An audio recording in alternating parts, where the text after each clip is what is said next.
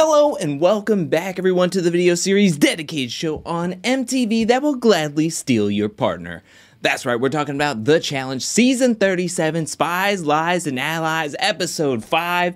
And in this episode, we get another medical DQ with Aneesa leaving the game. That is 4 in 5 episodes. I think we're going for the record here, people. We also see CT alive and well in this game, as we see him and Berna get their first mission win of the season, and we get some more rookie-on-rookie action in this elimination, and I feel like that's how it's going to be for the foreseeable future in this season. But I'll get into why I think that and every other point that I just mentioned as we move further into the review and recap. But let's start off where last episode left off, and that was Amber and Huey winning against Coriel and Michelle. They picked some new partners. We had 4 new teams coming into this episode, and everybody comes back to the house, and that's where Emmanuel gets a little note from Michelle just in case she was eliminated. She left a note on his bed, and he's feeling a little bit down because Michelle is out of the house, and Tori is there to console him, but she's hoping that it can go further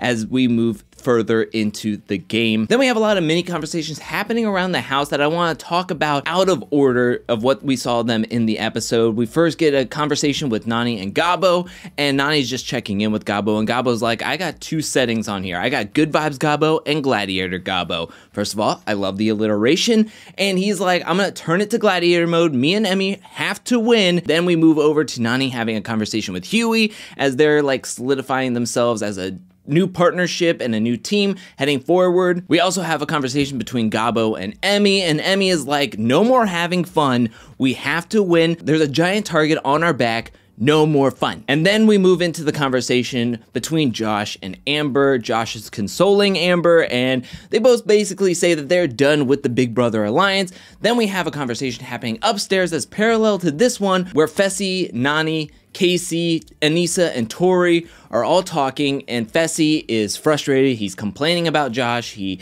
hates that he stood up for Amber in the elimination against Fessy. If Fessy is like Josh's #1, why wouldn't Josh just co-sign on anything Fessy does if it betters his game? And everybody is on the side of Fessy at this point, meaning nobody gives a crap about Amber. It's just Jeremiah and Josh who care about Amber, and everyone's on the side of Fessy. And this disappoints me a little bit because Amber is technically a vet, and with everybody siding with Fessy, even though he took a shot at a vet, it just shows me that the vet alliance is going to hold strong and hold true for a while in this game. There's still a lot of rookies, and then there's a lot of vets who are on the fringe of this vet alliance. So this just signifies to me that they're going to be sending in a lot of rookie pairings, and when they do send in a vet, it'll be the ones that are on the fringe, like Amber and Big T. Let's now move into this week's mission called Minefield, where all the partnerships are going to be split off. They're going to be running in opposite directions to do separate obstacle courses to collect puzzle pieces and bring them back to their detonation station. Then they have to configure a puzzle. Once they solve it, they can pull the lever, have an explosion, and they will win into the agency. I loved this mission, and this is my favorite mission of the season thus far. This mission had everything. This had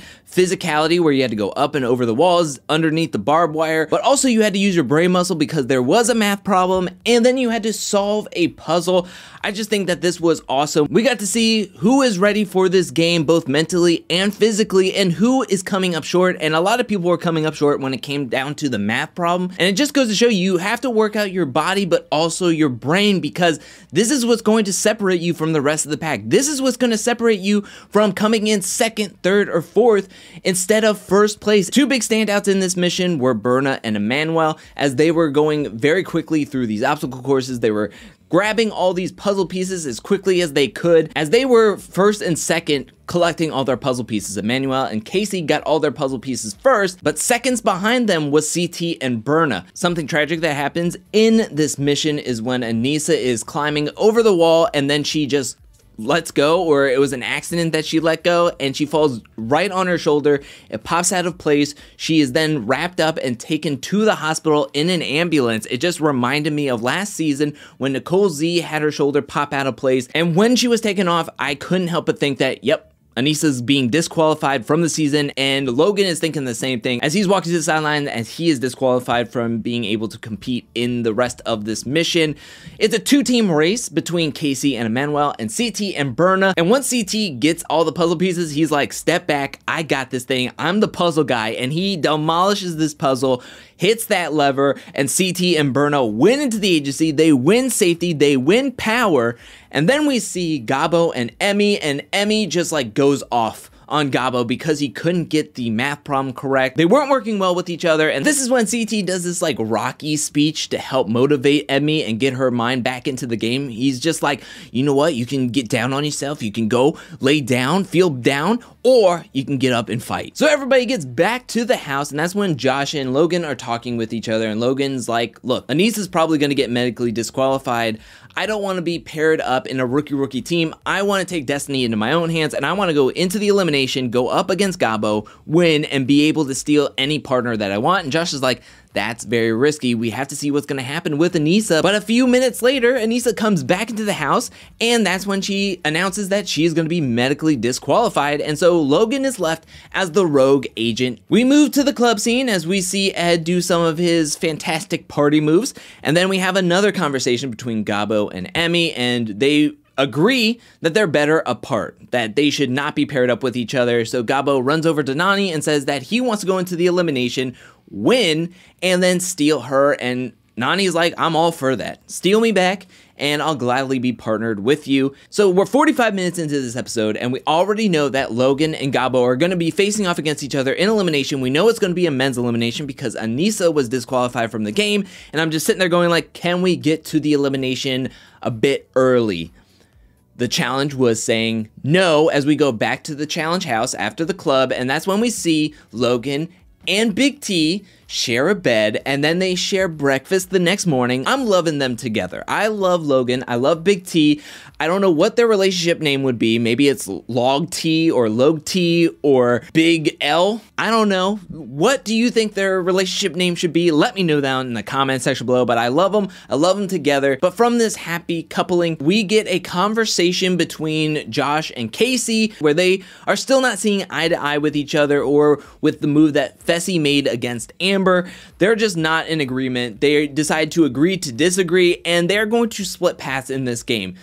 Casey says that Josh is acting immature, he is acting childish, he's throwing a tantrum, and she just does not have the energy to try to calm him down, to want to work with him, and so they decide that they're done. They're over it. They care about each other, they love each other outside of the game, but in the game, they cannot work well with each other. And I thought that this was going to be the point where we see Casey on the stairs saying like, we are not going to work together anymore, but instead we get this like passive aggressive talk under your breath kind of thing where they're just like, well, I'm done. No, I'm done. I'm done. That's as much conversation as we're going to get, and that's as much confrontation we're going to get in this episode.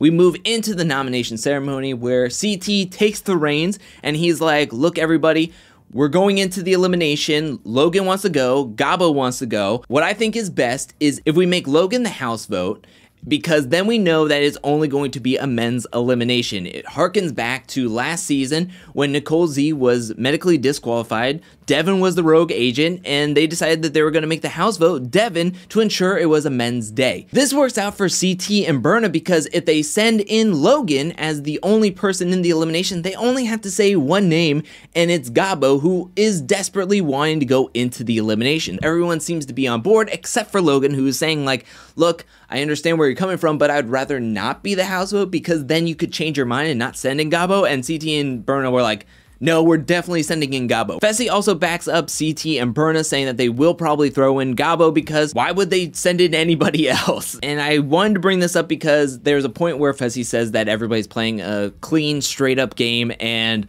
Amber calls them out for it, and you can just tell Fessy is just fuming at her saying something, but I loved her at least bringing up and speaking up for herself. So it's pretty much set in stone who's going to go into the elimination, but that's when Tori decides she's going to ask Gabo if he does win, who does he want to be his partner, and he says Nani, and then he says something about Huey and how he thought they were friends, but then Huey stole Nani from him, and that's when Huey just goes off on Gabo, getting up on a chair, yelling about how, oh, he's trying to make me sound like a bad person, but I am a good person, and he just says it over and over and over again. You can just tell people are just done. They knew coming into this who the house vote was going to be. This could have taken legit maybe 5 minutes or less, and it's just being drug out. It's being elongated because Huey wants to be on this crusade to let everybody know, hey, I'm a good guy, not let Gabo speak, and everybody's just annoyed with Huey.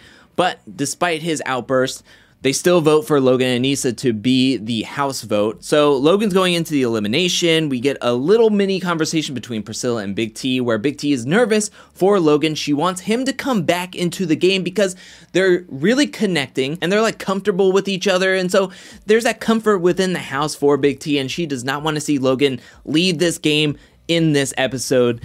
We move into the elimination where we have Logan joining TJ on the lair grounds, and then that's when he turns it over to CT and Berna and says, who do you want to send into the elimination? And they say Gabo. Gabo joins them, and that's when TJ is doing this thing where he's like, well, I didn't say all the women were off the hook. We go into a commercial break where we're like, is CT and Berna gonna have to say 2 other names? I think it would have been interesting, but it would make no sense logistically if they had to send in 2 women into this elimination, as that would leave a guy still floating around as the rogue agent. So I just knew that this joke was gonna happen where TJ was gonna be like, I didn't say that the women were off the hook, but I'm saying it now. I didn't say it back then, but I did say it now that they are off the hook. So I don't know.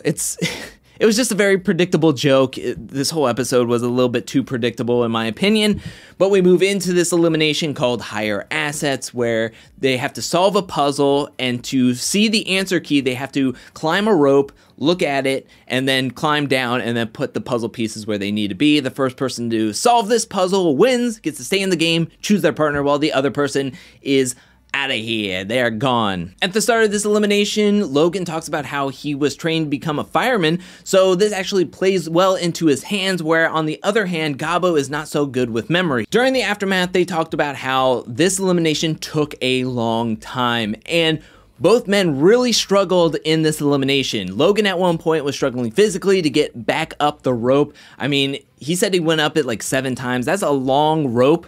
It's a long climb, and I'm sure it was really, really hard. Where on the other hand, Gabo was really struggling mentally. Logan was able to find the strength, get up that rope, and win this thing. As I mentioned, both men struggled in this puzzle, but both gave it all they got, and that's all you can really ask for. I know I've been very critical of Gabo in these review and recaps, but he was very charming in this episode, and I was kind of like coming around to him in this episode, but I still wanted Logan to win, as I feel like he's a stronger competitor, and he has that connection with Big T. I want to see where that goes as we move further in this season. I really don't know if Gabo will get the call back, but I can see why if he were to come back for another season. But Gabo is leaving, so now Logan has a decision to make. Who does he want to be his partner going forward? And he decides he's going to steal Nani, making Huey and Emmy the rookie team heading into next week's episode. And that is it for this episode. And I thought this episode was fine. I thought there was going to be a lot more fireworks coming into this episode, especially with how last episode ended and everything that was going on in the lair.